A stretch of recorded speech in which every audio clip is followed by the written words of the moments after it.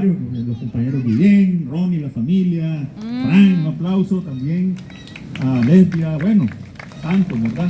Que estuvieron apoyándonos, que estuvimos trabajando en conjunto, que fue un trabajo arduo, porque a pesar de las circunstancias en las que nos tocó organizarla, consideramos que fue un éxito. Siempre, claro que nosotros visionábamos una actividad 4 o 5 veces más grande, ese era el plan, pero las condiciones, eso pues así se dio como se dio, pero fue muy emotivo y fue muy grande ver, sobre todo el agradecimiento a esos fundadores, porque ¿para qué era la actividad? Era para que los protagonistas fueran ahí, las fundadoras y los fundadores en primer lugar, sus hijos, muchos de ellos nacidos en la colonia, y sus nietos, pues, y la familia extendida de la gente que estuvo desde el inicio, ¿verdad? Esos eran los principales protagonistas, fundadores, fundadoras, su familia, madres de héroes y mártires también.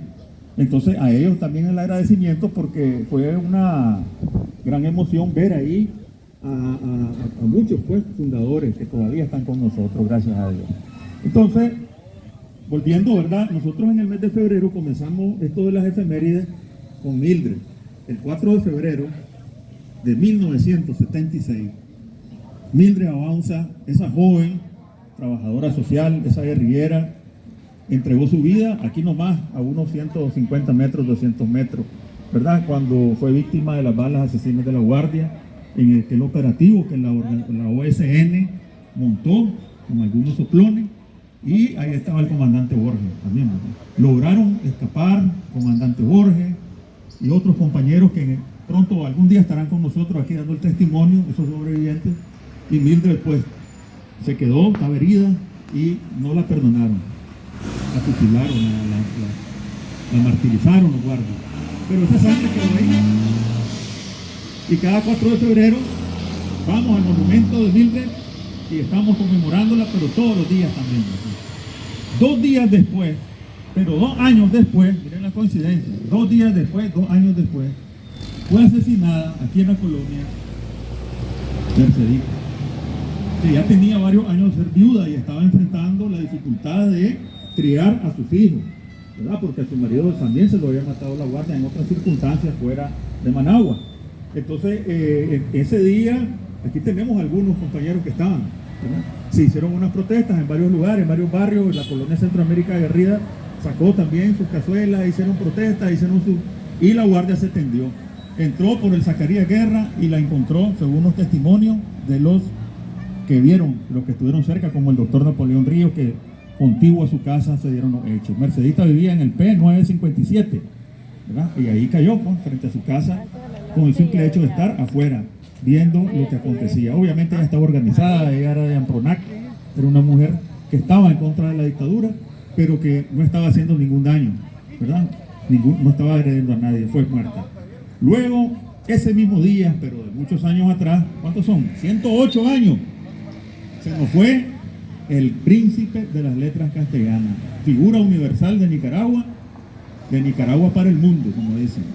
Le dio lecciones de lenguaje y de todo esto que significa a los supuestos creadores de ese idioma. Le revolucionó. Sandino fue un revolucionario. En las lenguas fue un gran revolucionario, pero también fue un visionario, un antiimperialista, un nacionalista. Rubén apoyaba a la revolución liberal, estaba en contra de la intervención yanqui, ya había visto que ese monstruo se estaba formando, y ustedes conocen las obras que hizo él, pues.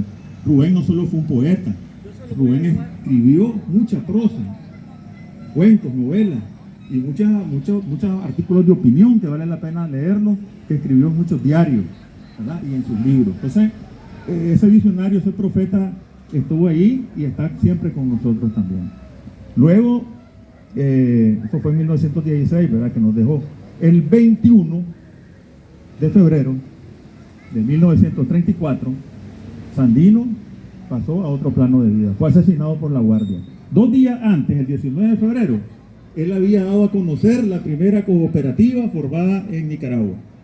Y no solo eso, sino que se montó en la tipilacha y anduvieron tirando los diarios que le habían mandado el gobierno en ese tiempo de esa casa, donde estaba publicada la personería jurídica de la central de Río Coco como primera cooperativa, porque Sandino ya estaba enfocado en su aspecto no solo político, antiimperialista, sino en lo económico. Pero vamos a dejar al profesor Jimmy que nos hable de eso posteriormente. ¿Ah? Un aplauso para el compañero. Entonces, el 19 es el Día Nacional del Cooperativismo, porque ese día fue que se publicó y Sandino dio a conocer a su ejército y a sus pobladores de las riberas del río Coco la primera cooperativa en Nicaragua. Y quedó como un legado su frase que dice: yo me inclino